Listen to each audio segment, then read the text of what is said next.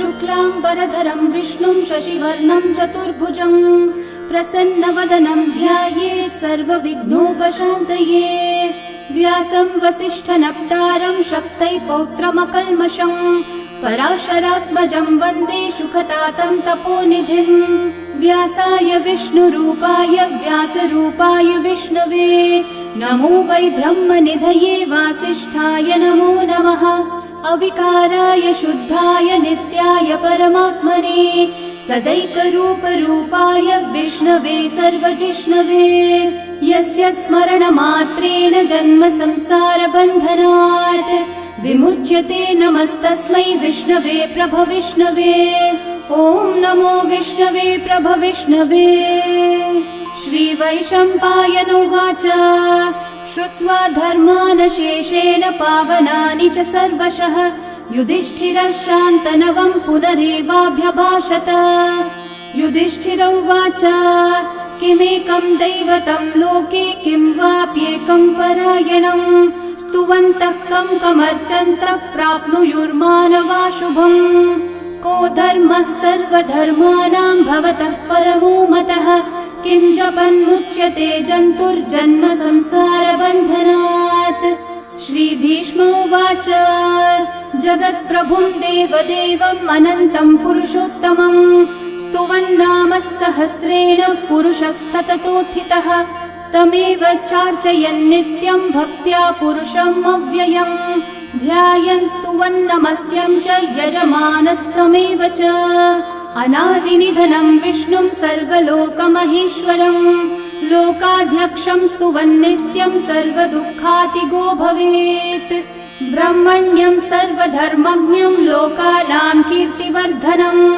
लोकनाथं महद्भूतं सर्वभूतभवोद्भवम्। एष मे सर्वधर्माणां धर्मोऽधिकतमो मतः यद्भक्त्या पुण्डरीकाक्षं स्तवैरर्चैर्नरः सदा। परमं यो महत्तेजः परमं यो महत्तपः परमं यो महद्ब्रह्म परमं यः परायणम्। पवित्राणां पवित्रं यो मङ्गलानां च मङ्गलम् देवतं देवतानां च भूतानां यो व्ययः पिता यतः सर्वाणि भूतानि भवन्त्यादियुगागमे यस्मिंश्च प्रलयं यान्ति पुनरेव युगक्षये तस्य लोकप्रधानस्य जगन्नाथस्य भूपते विष्णोर्नाम सहस्रं मे शृणु पापभयापहम्। यानि नामानि गौणानि विख्यातानि महात्मनः ऋषिभिः परिगीतानि तानि वक्ष्यामि भूतये। ऋषिर्नाम्नां सहस्रस्य वेदव्यासो महामुनिः छन्दोऽनुष्ठुप् तथा देवो भगवान् देवकीसुतः अमृतांशोद्भवो बीजं शक्तिर्देवकी नन्दनः त्रिसामाहृदयं तस्य शान्त्यर्थे विनियुज्यते। विष्णुं जिष्णुं महाविष्णुं प्रभविष्णुं महेश्वरम् अनेकरूपदैत्यान्तं नमामि पुरुषोत्तमम्। अस्य श्रीविष्णोर्दिव्यसहस्रनामस्तोत्रमहामन्त्रस्य श्रीवेदव्यासो भगवान् ऋषिः अनुष्ठुप्छन्दः श्रीमहाविष्णुः परमात्मा श्रीमन्नारायणो देवता अमृतांशोद्भवो भानुरिति बीजम् देवकी नन्दनसृष्टेति शक्तिः उद्भवक्षोभणो देव इति परमो मन्त्रः शङ्खबृन्नन्दकी चक्रीति कीलकम् शार्ङ्गधन्वा गदाधर इति अस्त्रम् रथाङ्गपाणिरक्षोभ्य इति नेत्रम् त्रिसामासामगः सामेति कवचम् आनन्दं परब्रह्मेति योनिः ऋतुः सुदर्शनः काल इति दिग्बन्धः श्रीविश्वरूप इति ध्यानम् श्रीमहाविष्णुः प्रीत्यर्थे सहस्रनाम जपे विनियोगः।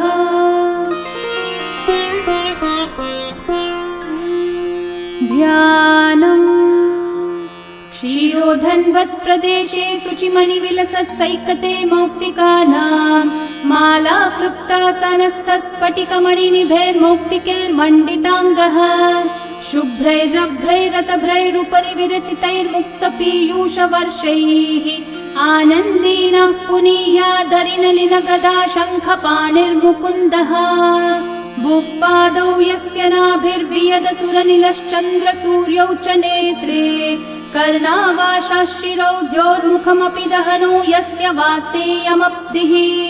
अन्तस्थं यस्य विश्वं सुरनरखगो भोगि गन्धर्वदैत्यैः चित्रं रम्यते तं त्रिभुवन विपुषं विष्णुमीशं नमामि। ॐ नमो भगवते वासुदेवाय।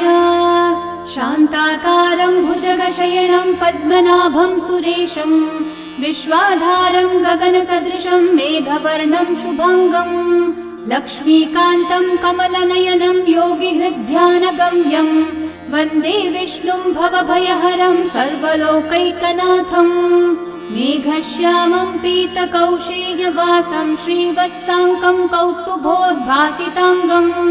पुण्योपेतं पुण्डरीकायताक्षं विष्णुं वन्दे सर्वलोकैकनाथम्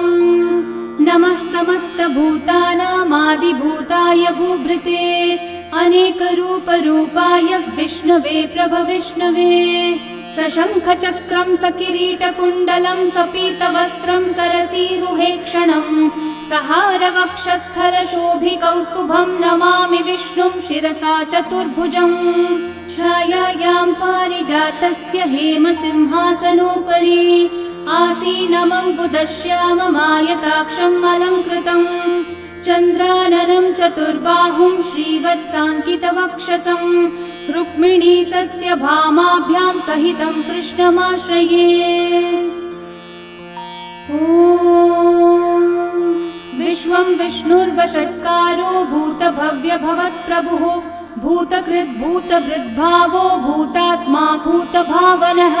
भूतात्मा परमात्मा च मुक्तानां परमागतिः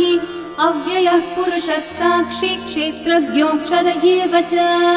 योगो योगविदां नेता प्रधानः पुरुषेश्वरः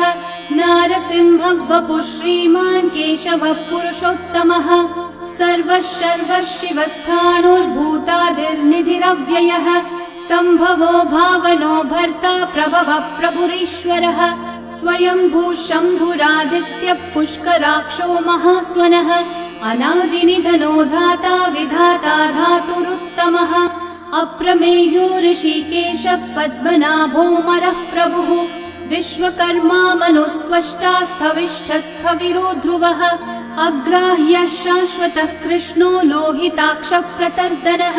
प्रभुतस्त्रिककुब्धामः पवित्रं मङ्गलं परम् ईशानः प्राणदः प्राणो ज्येष्ठः श्रेष्ठः प्रजापतिः हिरण्यगर्भो भूगर्भो माधवो मधुसूदनः ईश्वरो विक्रमी धन्वी मेधावी विक्रमक्रमः अनुत्तमो दुराधर्षः कृतज्ञः कृतिरात्मवान् सुरेशः शरणं शर्म विश्वरेतः प्रजाभवः अहः संवत्सरो व्याळः प्रत्ययः सर्वदर्शनः अजः सर्वेश्वरः सिद्धिः सिद्धि सर्वादिरच्युतः वृषा कपिरमेयात्मा सर्वयोगविनिःसृतः वसुर्वसुमना सत्यः समात्मा संमितः समः अमोघः पुण्डरीकाक्षो वृषकर्मा वृषाकृतिः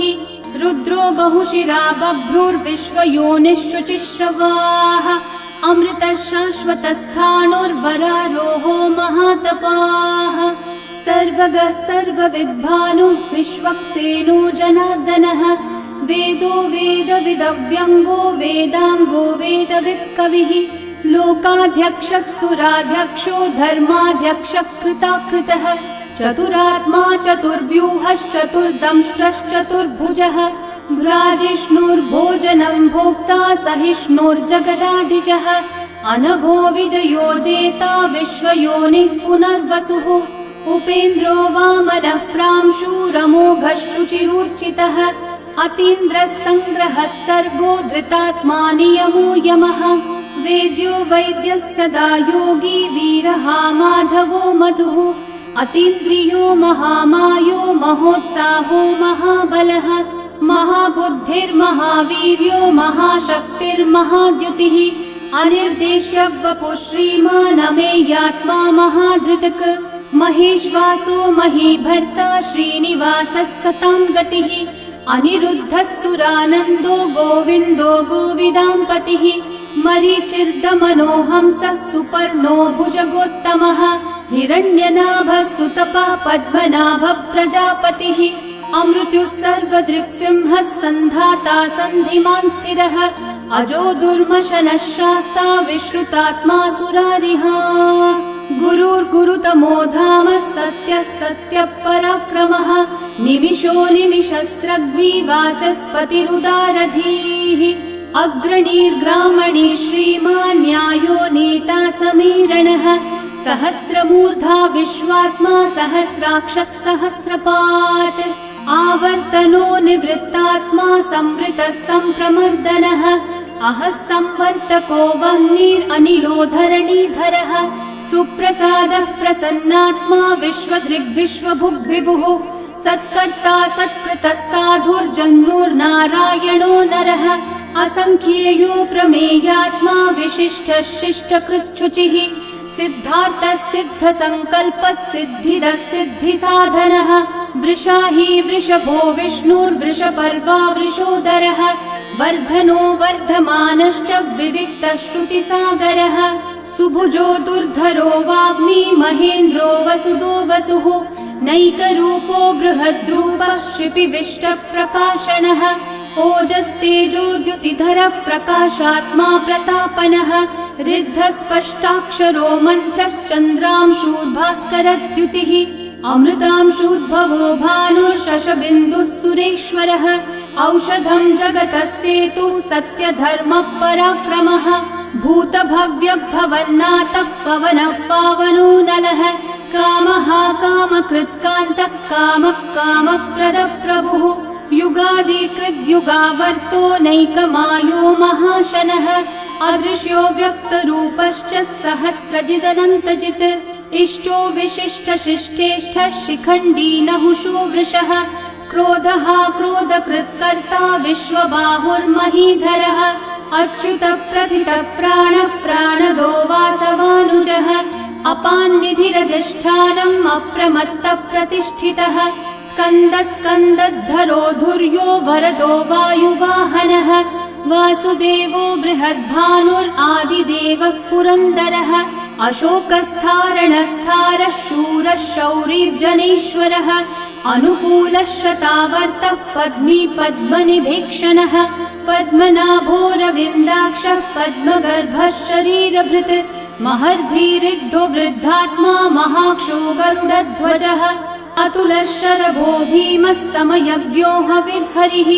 सर्वलक्षणलक्षण्यो लक्ष्मीवान् समितिञ्जयः विक्षरो रोहितो मार्गो हेतुर्दामोदरः सहः महीधरो महाभागो वेगवानमिताशनः उद्भवक्षोभणो देवः श्रीगर्भः परमेश्वरः करणं कारणं कर्ता विकर्ता गहनो गुहः व्यवसायो व्यवस्थानः संस्थानस्थानदो ध्रुवः परर्धि परमस्पष्टः तुष्टः पुष्टः शुभेक्षणः रामो विरामो विरतो मार्गो नेयो नयो नयः वीरशक्तिमतां श्रेष्ठा धर्मो धर्मविदुत्तमः वैकुण्ठः पुरुषः प्राणः प्राणदः प्रणवः पृथुः हिरण्यगर्भः शत्रुघ्नो व्याप्तो वायुरधोक्षजः ऋतुः सुदर्शनः कालः परमेष्ठी परिग्रहः उग्रः संवत्सरो दक्षो विश्रामो विश्वदक्षिणः विस्तारस्थावरस्थाणुः प्रमाणं बीजमव्ययम् अर्थोऽनर्थो महाकोशो महाभोगो महाधनः अनिर्विण्णस्थविष्ठो भूर्धर्मयूपो महामखः नक्षत्रनेमिर्नक्षत्री क्षामः क्षामः समीहनः यज्ञयुज्यो महेज्यश्च क्रतुः सत्रं सताङ्गतिः सर्वदर्शी विमुक्तात्मा सर्वज्ञो ज्ञानमुत्तमम् सुहृतः सुमुखः सूक्ष्मः सुघोषः सुखदः सुहृत् मनोहरो जितक्रोधो वीरबाहुर्विदारणः स्वापनः स्ववशो व्यापी नैकात्मा नैककर्मकृत् वत्सरो वत्सलो वत्सी रत्नगर्भो धनेश्वरः धर्मकृद्धर्मी सदसक्षरमक्षरम् अविज्ञाता सहस्रांशूर्विधाता कृतलक्षणः गभस्तिनेमि सत्त्वस्थः सिंहो भूतमहेश्वरः आदिदेवो महादेवो देवेशो देवभृद्गुरुः उत्तरो गोपतिर्गोप्ता ज्ञानगम्यः पुरातनः शरीरभूतभृद्भोक्ता कपीन्द्रो भूरि दक्षिणः सोमपोमृतपः सोमः पुरुजित्पुरुसत्तमः विनयोजयः सत्यसन्धो दाशारः सात्वतां पतिः जीवो विनयिता साक्षी मुकुन्दोमितविक्रमः अम्भोनिधिरनन्तात्मा महोदधिशयोऽन्तकः अजो महार्हः स्वाभाव्यो जितामित्रप्रमोदनः आनन्दो नन्दनो नन्दः सत्यधर्मा त्रिविक्रमः महर्षिः कपिलाचार्यः कृतज्ञो मेदिनीपतिः त्रिपदस्त्रिदशाध्यक्षो महाशृङ्गकृतान्तकृत् महावराहो गोविन्दः सुषेणः कनकाङ्गदी गुह्यो गभीरो गहनो गुप्तश्चक्रगदाधरः वेधास्वाङ्गोजितः कृष्णो दृढसङ्कर्षणोच्युतः वरुणो वारुणो वृक्षः पुष्कराक्षो महामनाः भगवान् भगहानन्दी वनमाली हलायुधः आदित्यो ज्योतिरादित्यः सहिष्णुर्गतिसत्तमः सुधन्वाखण्डपरशुर्दारुणो द्रविणप्रदः दिवस्पृक् सर्वदृग्व्यासो वाचस्पतिरयो निजः त्रिसामासामगः सामन्निर्वाणम् भेषजम्भिषक् सन्न्यासकृच्छमः शान्तो निष्ठा शान्तिपरायणम् शुभाङ्गः शान्तिदः सृष्टा कुमुदः कुवलेशयः गोहितो गोपतिर्गोप्ता वृषभाक्षो वृषप्रियः अनिवर्ती निवृत्तात्मा संक्षेप्ताक्षेमकृच्छिवः श्रीवत्सवक्षा श्रीवासः श्रीपतिः श्रीमतांवरः श्रीधः श्रीशः श्रीनिवासः श्रीनिधिः श्रीविभावनः श्रीधरः श्रीकरः श्रेयः श्रीमान् लोकत्रयाश्रयः स्वक्षस्वङ्गः शतानन्दो नन्दिर्ज्योतिर्गणेश्वरः विजितात्मा विधेयात्मा सत्कीर्तिश्चिन्न संशयः उदीर्णः सर्वतश्चक्षुरनीशः शाश्वतस्थिरः भूषयो भूषणो भूतिर्विशोकः शोकनाशनः अर्चिष्मान् अर्चितः कुम्भो विशुद्धात्मा विशोधनः अनिरुद्धो प्रतिरथः प्रद्युम्नोमितविक्रमः कालनेमी निहावीरः शौरी शूरजनेश्वरः त्रिलोकात्मा त्रिलोकेशः केशवः केशिहा हरिः कामदेवः कामपालः कामिकान्तः कृतागमः अनिर्देश्य वपुर्विष्णु वीरोऽनन्तो धनञ्जयः ब्रह्मण्यो ब्रह्मकृद् ब्रह्मा ब्रह्म ब्रह्मविवर्धनः ब्रह्मविद् ब्राह्मणो ब्रह्मी ब्रह्मज्ञो ब्राह्मणप्रियः महाकर्मो महाकर्मा महातेजा महोरगः महाक्रतुर्महायज्वा महायज्ञो महाहविः स्तव्यस्तव प्रियस्तोत्रम् स्तुतिस्तोतारणप्रियः पूर्णपूरयिता पुण्यकीर्तिरणामयः मनोजवस्तीर्थकरो वसुरेता वसुप्रदः वसुप्रदो वासुदेवो वसुर्वसुमनाहविः सद्गति सत्कृति सत्ता सद्भूति सत्परायणः शूरसेनो यदुश्रेष्ठः सन्निवासः सुयामुनः भूता वासो वासुदेवः सर्वासु निलयो नलः दर्पः दर्पदो दृप्तो दुर्धरोऽथा पराजितः विश्वमूर्तिर्महामूर्तिर्दीप्तमूर्तिरमूर्तिमान् अनेकमूर्तिरव्यक्तः शतमूर्तिः शताननः एकोनैकः सवक्कः किं यतत्पदमनुत्तमम् लोकबन्धुर्लोकनाथो माधवो भक्तवत्सलः सुवर्णवर्णो हेमाङ्गो वराङ्गश्चन्दनाङ्गदे वीरः विषमः शून्यो घृताशीरशलश्चलः अमानीमानदो मान्यो लोकस्वामी त्रिलोकधृक् सुमेधा मेधजो धन्यः सत्यमेधाधराधरः तेजो वृषो द्युतिधरः सर्वशस्त्रभृतांवरः प्रग्रहो निग्रहो व्यग्रो नैकः शृङ्गो गदाग्रजः चतुर्मूर्तिश्चतुर्बाहुश्चतुर्व्यूहश्चतुर्गतिः चतुरात्मा चतुर्भावश्चतुर्वेदविदेकपात् समावर्तो निर्वृत्तात्मा दुर्जयो दुरतिक्रमः दुर्लभो दुर्गमो दुर्गो दुरावासो दुरारिहा शुभांगो लोकसारंगः सुतन्तुस्तन्तुवर्धनः इन्द्रकर्मा महाकर्मा कृतकर्मा कृतागमः उद्भवः सुन्दर सुन्दो रत्ननाभः सुलोचनः अर्को वाजस्सनः शृङ्गी जयन्तः सर्वविजयी सुवर्णबिन्दु रक्षोभ्यः सर्ववागीश्वरेश्वरः महाहृदो महागर्तो महाभूतो महानिधिः कुमुदः कुन्दरः कुन्दः पर्जन्यः पावनो निलः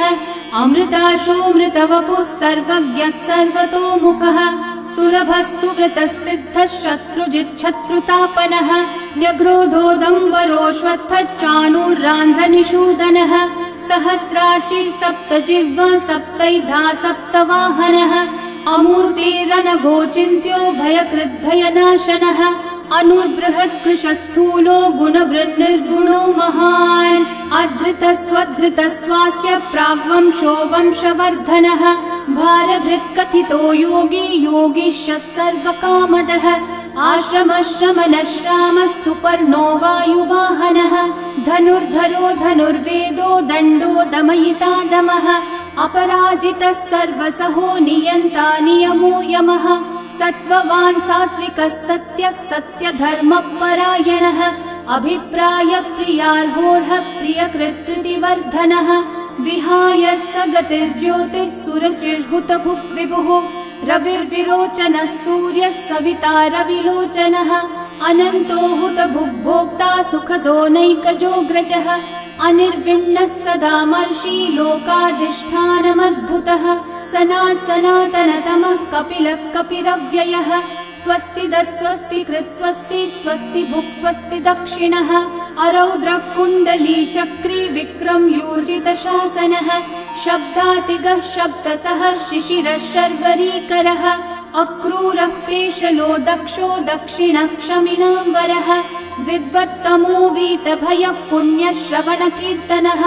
उत्तारणो दुष्कृतिः पुण्यो दुःस्वप्ननाशनः वीरः रक्षणः सन्तो जीवनः पर्यवस्थितः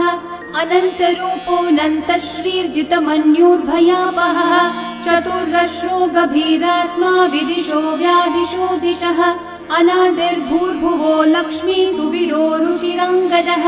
जननो जनजन्मादि भीमो भीमपराक्रमः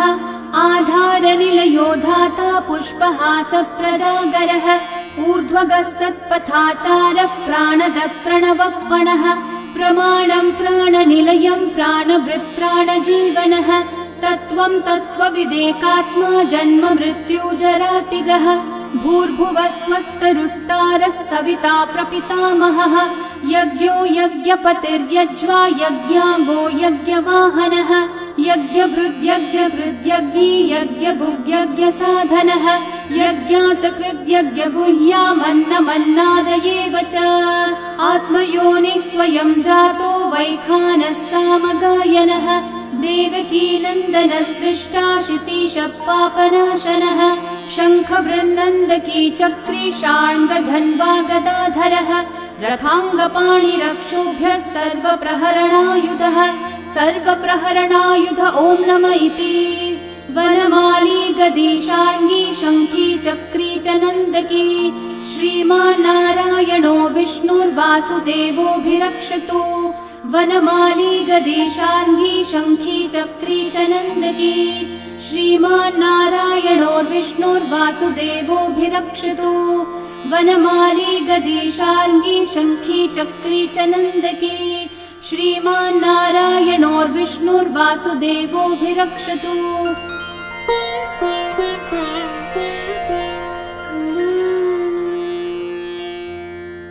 इतीदं कीर्तनीयस्य केशवस्य महात्मनः नाम्नां सहस्रं दिव्यानामशेषेण प्रकीर्तितम् य इदं शृणुयान्नित्यं यश्चापि परिकीर्तयेत् न शुभं प्राप्नुयात् किञ्चित् सोमुत्रेह च मानवः वेदान्तगो ब्राह्मणः स्यात् क्षत्रियो विजयी भवेत् वैश्यो धनसमृद्धः स्यात् शूद्रः सुखमवाप्नुयात् धर्मार्थी प्राप्नुयात् धर्मम् अर्थार्थी चार्थमाप्नुयात् कामानवाप्नुयात् कामी प्रजार्थी चाप्नुयात् प्रजाम् भक्तिमान् यः सदोत्थाय शुचिस्तद्गतमानसः सहस्रं वासुदेवस्य नाम्नामेतत् प्रकीर्तये यशः प्राप्नोति विपुलं याति प्राधान्यमेव च अचलां श्रियमाप्नोति श्रेय प्राप्नोत्यनुत्तमम् न भयं क्वचिदाप्नोति वीर्यं तेजश्च विन्दति भवत्यरोगो द्युतिमान् बलरूपगुणान्वितः रोगार्तो मुच्यते रोगात् बद्धो मुच्येत बन्धनात् भयान्मुच्येत भीतस्थो मुच्येतापन्न आपदः दुर्गान्यतितरत्याशु पुरुषः पुरुषोत्तमम् स्तुवन्नाम सहस्रेण नित्यं भक्ति समन्वितः वासुदेवाश्रयो मर्त्यो वासुदेवपरायणः सर्वपापविशुद्धात्मा याति ब्रह्म सनातनम्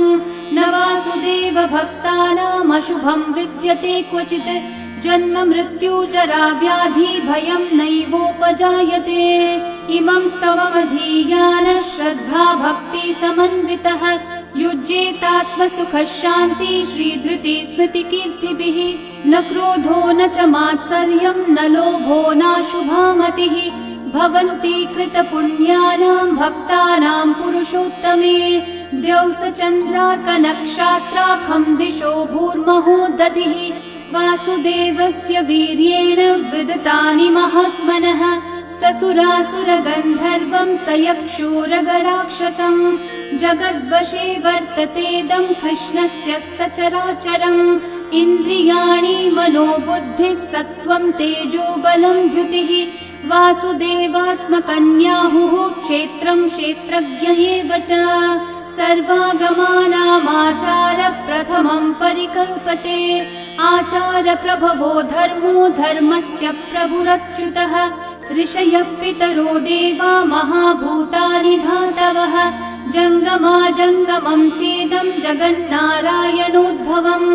योगो ज्ञानं तथा साङ्ख्यं विद्या शिल्पादिकर्म च वेदाः शास्त्राणि विज्ञानम् एतत् सर्वं जनार्दनात् एको विष्णुर्महद्भूतं पृथक् भूतान्यनेकशः त्रीन् लोकान् व्याप्य भूतात्मा भुङ्क्ते विश्वभुगव्ययः इमं स्तवं भगवतो विष्णोर्व्यासेन कीर्तितं पठ्येद्य इच्छेत् पुरुषः श्रेयः प्राप्तुं सुखानि च विश्वेश्वरमजं देवं जगतः प्रभुमव्ययम् भजन्ति ये पुष्कराक्षं न ते यान्ति पराभवम् न ते यान्ति पराभवम् ॐ नमः इति अर्जुनोवाच पद्मपत्रविशालाक्ष पद्मनाभः सुरोत्तम भक्तानामनुरक्तानां त्राता भव जनार्दन श्रीभगवानुवाच यो मां नाम सहस्रेण स्तोतुमिच्छति पाण्डव सोऽहमेकेन श्लोकेन स्तुत एव न संशयः स्तुत एव न संशय ॐ नमः इति व्यास उवाच वासनाद्वासुदेवस्य वासितं भुवनत्रयम् सर्वभूतनिवासोऽसि वासुदेव नमोऽस्तु ते श्रीवासुदेव नमोऽस्तु ॐ नमः इति पार्वत्योवाच केनोपायेन लघुना विष्णोर्नाम सहस्रकम् पठ्यते पण्डितेर्नित्यं श्रोतुमिच्छाम्यहं प्रभो ईश्वरोवाच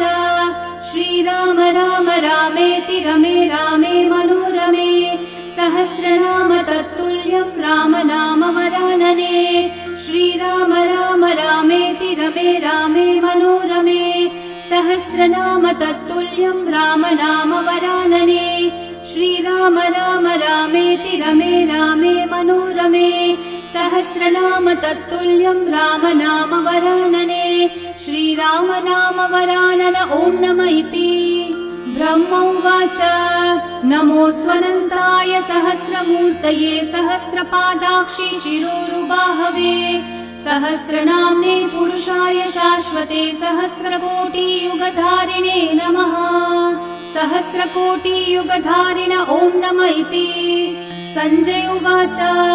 यत्र योगेश्वर कृष्णो यत्र पार्थो धनुर्धरः तत्र श्रीर्विजयो भूतिर्ध्रुवा नीतिर्मतिर्मम। श्रीभगवानुवाच अनन्याश्चिन्तयन्तो मा ये जनाः पर्युपासते तेषां नित्याभियुक्तानां योगक्षेमं वहाम्यहम्। परित्राणाय साधूनां विनाशाय च दुष्कृतां धर्म संस्थापनार्थाय सम्भवामि युगे युगे। आर्ता विषण्णा शिथिलाश्च भीता घोरेषु च व्याधिषु वर्तमानाः संकीर्त्य नारायण शब्दमात्रं विमुक्तदुःखा सुखिनो भवन्तु। कायेन वाचा मनसैन्द्रियैर्वा बुद्ध्यात्मना वा प्रकृते स्वभावात् करोमि यद्यत् सकलं परस्मै नारायणायेति समर्पयामि। श्री विष्णु सहस्रनाम स्तोत्रम् सम्पूर्णम्।